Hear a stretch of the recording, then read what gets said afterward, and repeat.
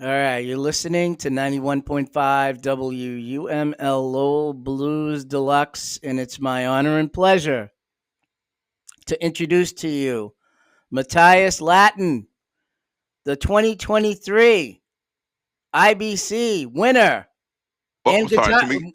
My and bad. yeah, Can we? winner of the guitarist that year too, right? Both. Hold on. One quick second. I know we starting. You're recording, right? Yeah, I am. Oh, it's Matthias Lattin. Latine, sorry. Yeah, it's all good. Yeah, It's all good. So it happens. Matthias, how are you, sir? I'm doing good, man. It's a good day so far. So tell me about you grew up in Texas, right? You from Texas? Yeah, I'm born and raised right here in Houston, Texas. I haven't moved yet. Um, with a thriving music scene here in Houston. So yeah. So what kind of music were you listening to growing up? So growing up, I was kind of all over the place. My mom would play, the R&B hits of her day, kind of going into listening to a lot more. I got into jazz really early. Actually got into jazz and blues around the same time. And so growing up, it was mainly a whole bunch of jazz records, a lot of blues, a lot of BB King and George Benson and Wes Montgomery and Louis Armstrong, all that stuff. And then when did blues come into it?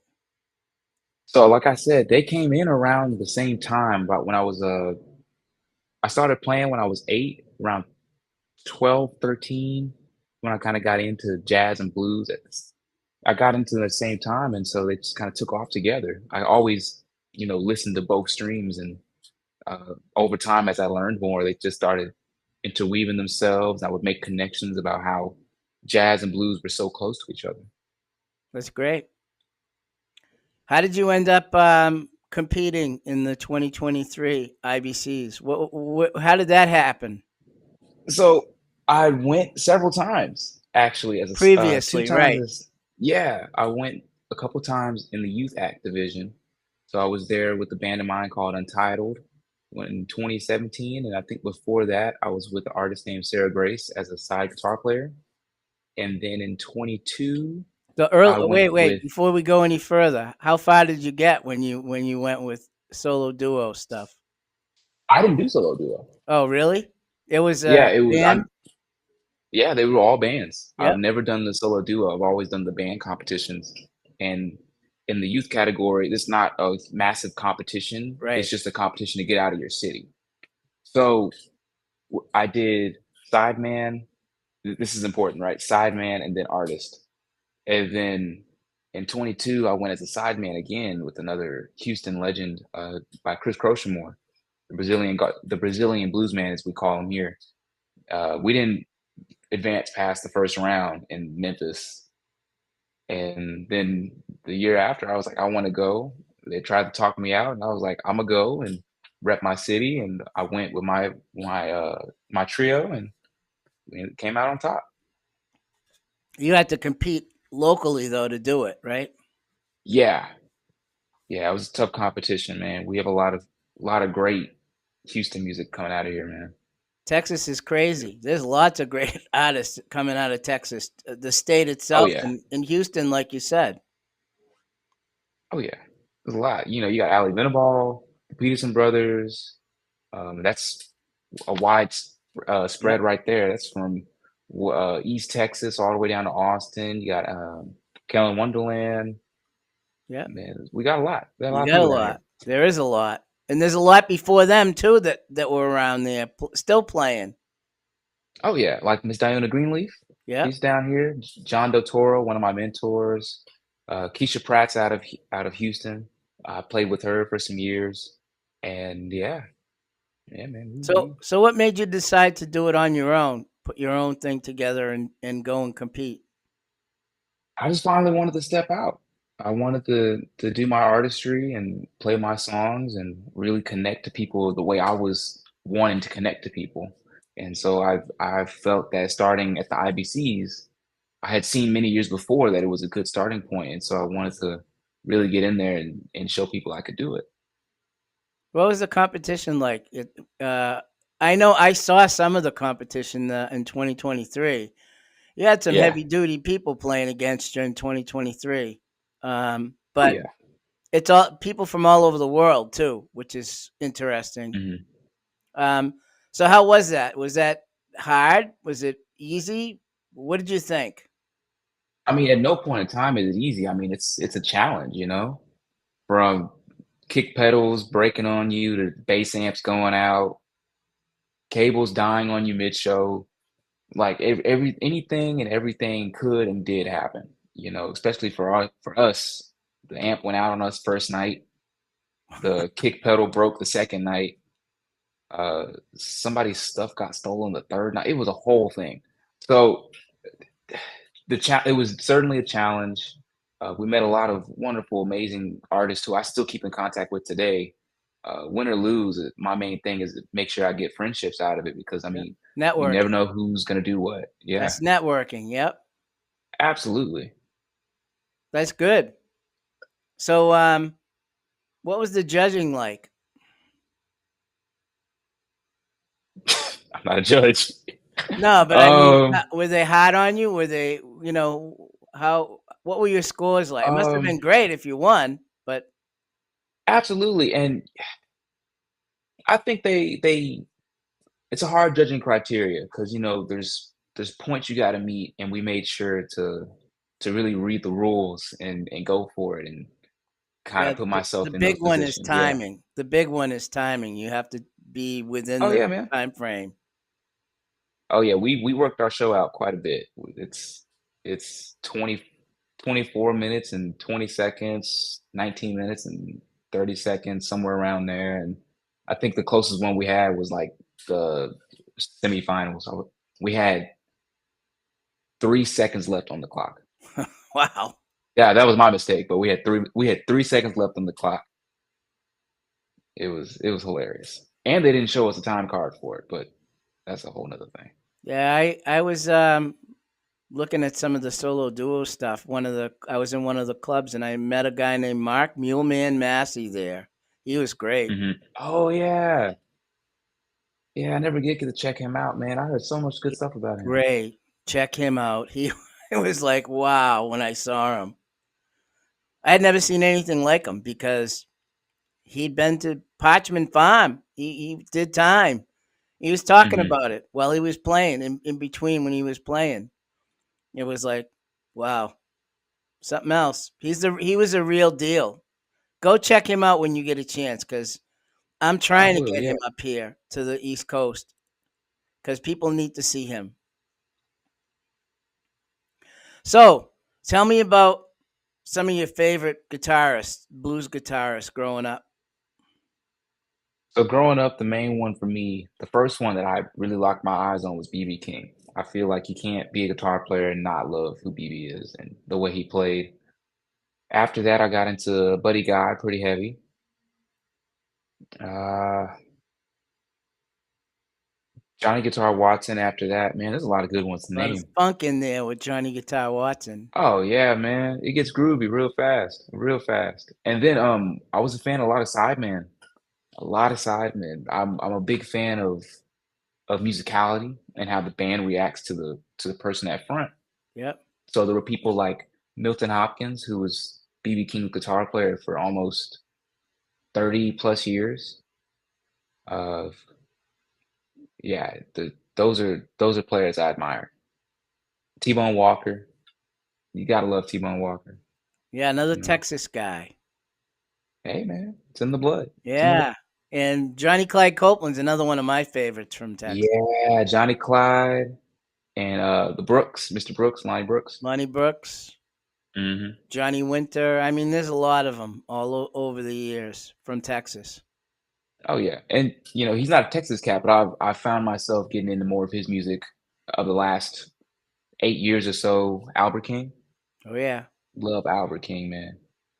All the Kings, all three of them, BB, Albert, and Oh yeah, Freddie. Albert, Freddie, yeah. So, your recording came out, what is it, 2023 when it came out? The last October recording? 27th, 2023. Yep. And on Yep. Biztone, my buddy, Rosie Mm-hmm. Rosenblatt. Yep. I saw him there in Memphis we chatted, and I actually got to meet Bruce Iglar at Alligator Records when I was there. He, surprisingly enough, nominated me. Oh, okay. Yeah, because of my history with playing music for Alligator all Hmm. these years. I was able to. He found out from my rep what I had been doing all these years, and he submitted my name. I had no idea that he was going to do it, and then I won. So there you go. All right. Are you working on new music since that came out 2 years ago? I am working on new music. We've actually implemented a few new songs in the show. Uh, one song is a cover of an Albert King tune that I believe is coming out soon. Just got to, keep your ears out, and I'm sure you'll get a copy of it so you can play it at some Yeah, point. I want it. And oh, dude, we love it. My idea with the cover song was to get people my age to listen to the blues, and so we made it very much so a kind of Houston today's music, like Houston hip hop kind of thing that kind of made it feel home. So anytime we play it, it really gives us that grasp and the meld between the blues and hip hop music, and just brings people in. And then even with the album that we're still working on, uh, I I've took some time to experience life a little bit, learn a little bit about love and loss, and really been paying attention to what's going on in the world. And I had to bring in a few people to help me write about that. And so I'm looking forward to how this new album comes out. I'm liking some of the songs that came out, and um, you know, experimenting with some different singing phrases and different guitars and tones, and just working out. You just opened the door for me. You mentioned blues and hip hop. Yeah, Do you know about this record? There was a record that came out in '94 called 21st Century Blues from the Hood. Have you ever heard that album? actually, I've someone sent it to me, and I never did get around to listening to it. Oh, I kind of put it off. you need to listen to it because it was revolutionary back then, 1994.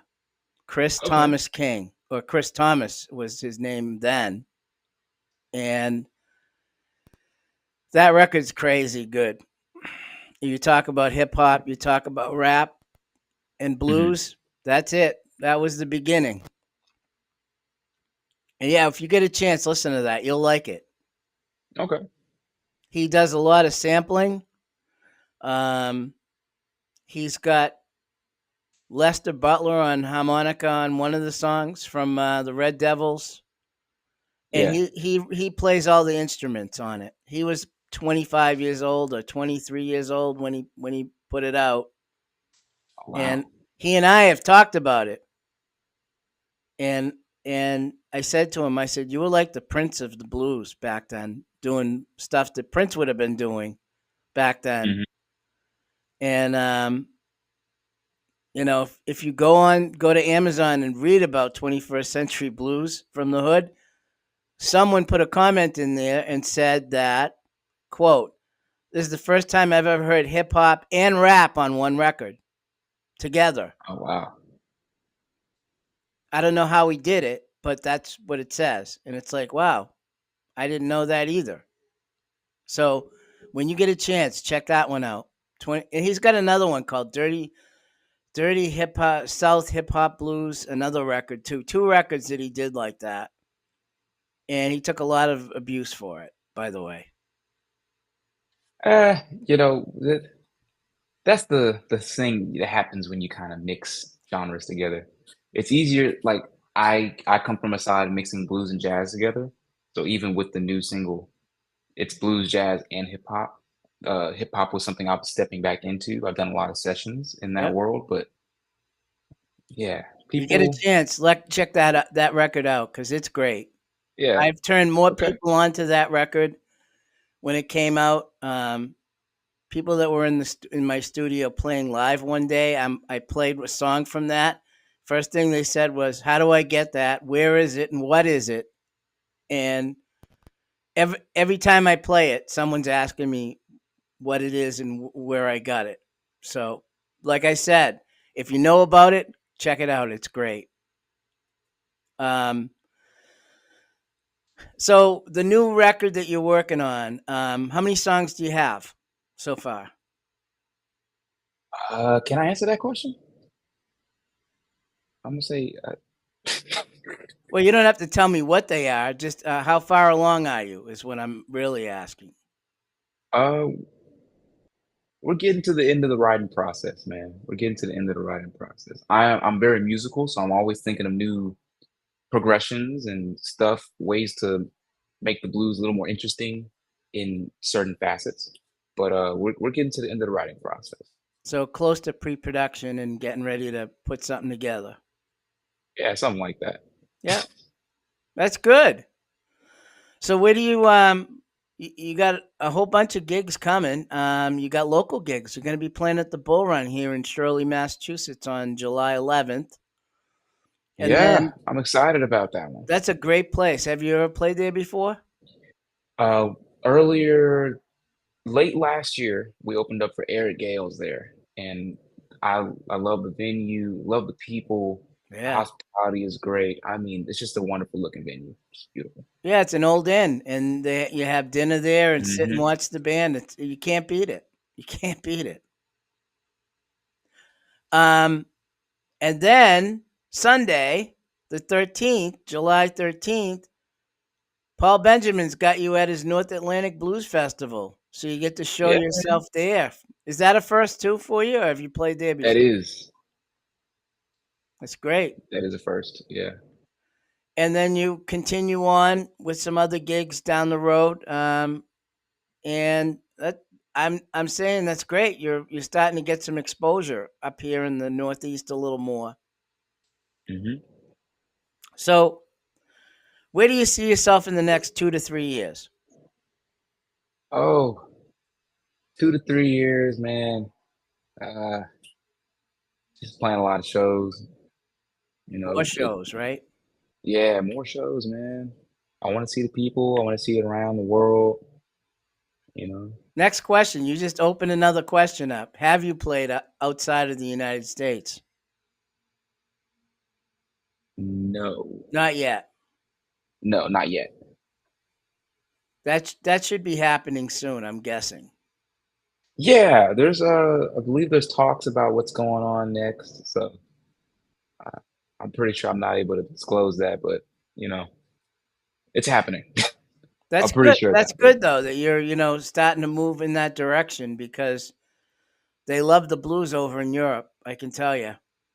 Oh yeah, I'm excited for it. Everyone tells me you got to go, and I'm really just looking forward to the opportunity. You know, at this point, it's being thankful for the opportunities that are given. You know. You got to get on these cruises they have too. That gives you a Oh lot yeah, exposure too with other artists, and then you get to spend some time with some of the musicians you don't get to see because you're on the road.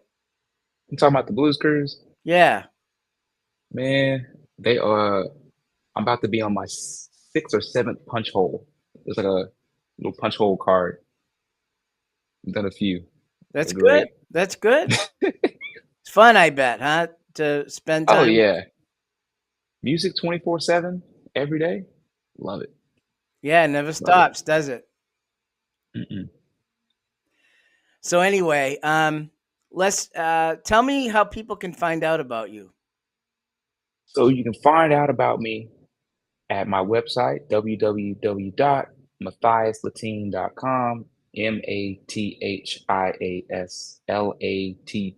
Mathiaslatin.com. And it's the same exact thing on all the social media. So Instagram, Twitter, Facebook or X, whatever it's called, Facebook and X. It's all the same. YouTube, Matthias Lattin. So I'm going to mention your grandfather was an NBA Absolutely. Hall of NBA Famer. legend.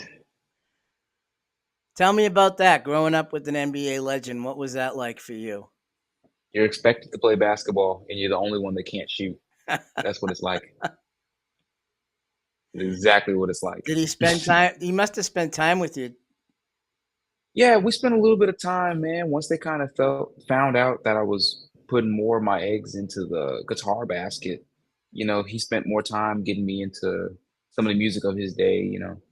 He was big. He was a big jazz guy. My dad's side is a real big jazz whatever. Yeah. He was always about check out this Wes Montgomery record, man. I'm gonna get you some more CDs. Every time I see him, he'd have another CD for me. I'm like, okay, man, I'm with it. So Yeah, there's a lot of great jazz guitar players. I mean, Charlie Christian and Wes Montgomery. I mean, you name them all. There's a ton of them. And then the it's a blues long guys. list. Then the blues Oh guys yeah, from that era. all One those guys. Lonnie Johnson is one. You know him? Man, I forget about Lonnie Johnson, but you know how many records he's on? Yeah. I always forget his name, but he is on so much stuff. Well, you know who was a big fan of Lonnie Johnson was BB King. Really now? That's, Oh yeah. didn't know that one. Yeah. And Lonnie Johnson can play. Boy, oh boy, was he one of the him and Charlie Christian. Charlie Christian was the jazz guy. Lonnie Johnson was the blues guy who played in what's his name? Louis Armstrong's Hot Five Yeah. and Hot Seven band. Yeah. Lonnie Johnson was in Had that language. band. Lonnie had language that was definitely in front of its time for some years. We probably didn't catch up to him until maybe like the later 70s, 80s, as Yeah, far as guitar players and the language came. he was BB King's favorite. Lonnie, if you Mhm. read about BB King, Lonnie Johnson is the guy. So anyway, so that's good. You have quite a history already as a young guy, and pedigree with your grandfather and playing Yeah, the and blues. I wear his jersey number on my jackets when I perform, number 40. Well, there's an away number and a home number, so it's 42 and 43, and I usually wear 43. That's the away number. That's great. And you again, let's talk about you're going to be here on July 11th, Yeah. Friday night at the Bull Run, and then Sunday you're going to be at the North Atlantic Blues Festival up in Rockland, Maine, with Paul Benjamin. Hmm. So, Yes, sir. all right, again, you have a website. Go ahead and tell everybody what it is again. That is www.mathiaslattin.com.